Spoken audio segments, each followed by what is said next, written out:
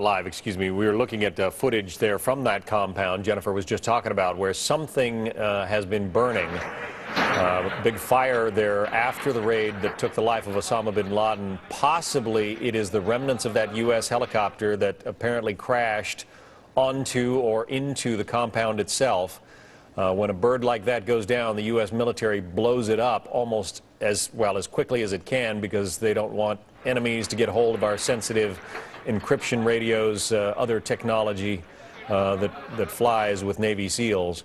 So that may be what is burning there, but at any rate, the compound, or at least part of it, is on fire. Let's go back now to Fox News military analyst, retired Lieutenant General Thomas McInerney, who joins us once again. General McInerney, it sounds like we're going to see burial at sea for Osama bin Laden. It will be done with all the appropriate Muslim rites, of course, but the military, or the administration apparently, has decided burial at sea is the best way to go. Seems like a prudent idea to me. What's your thought? Spot on, John. That's the exact right thing to do. Let's not let them build a shrine. It's just like the Russians or the Germans when they burned Hitler's body. Those are the kind of things. A couple other things, though, I thought from Jennifer's comments. There was a real intense firefight there, which this is the first I'd heard of that, as the information continues to leak out on what happened and why the helicopter went down and all that.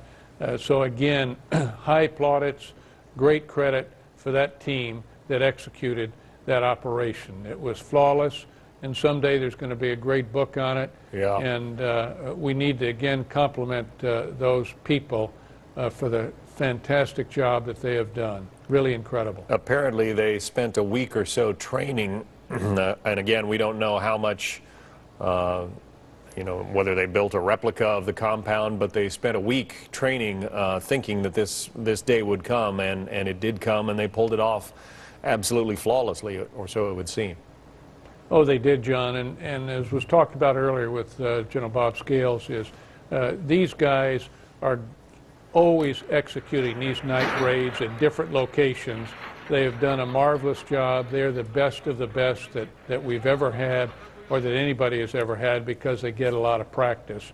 And their intel preparation, etc., for this one was just as good. And I'm sure their mission preparation, and they probably did not build a facility like that, but a similar one in which they made this attack, with probably the mix was 2 47s, H-47s, and 2 Blackhawks, and which was lost, we don't know yet. But that's what got the 40 troops out there, and I think there were only 24 that were on the ground. But in an intense firefight, not to lose anybody is really extraordinary, and we had to have a little bit of good luck. It's, well, it was good luck, good planning, good execution, everything. General McInerney, good to have you on. Thank you. Thanks, John. We are getting word from our ace Pentagon producer, Justin Fischel, that the burial of Osama bin Laden has already taken place, that he was buried at sea early Monday. And that's all we know. We're coming up now 3:30 on the East Coast, 3:30 a.m., and it was just 12 hours ago that this firefight went down at that compound in Abbottabad, Pakistan, where 4 men died. One of them, Osama bin Laden, one of them, his son. That is the compound where it all took place, on fire now, perhaps after a U.S. military helicopter went down, but no personnel were lost.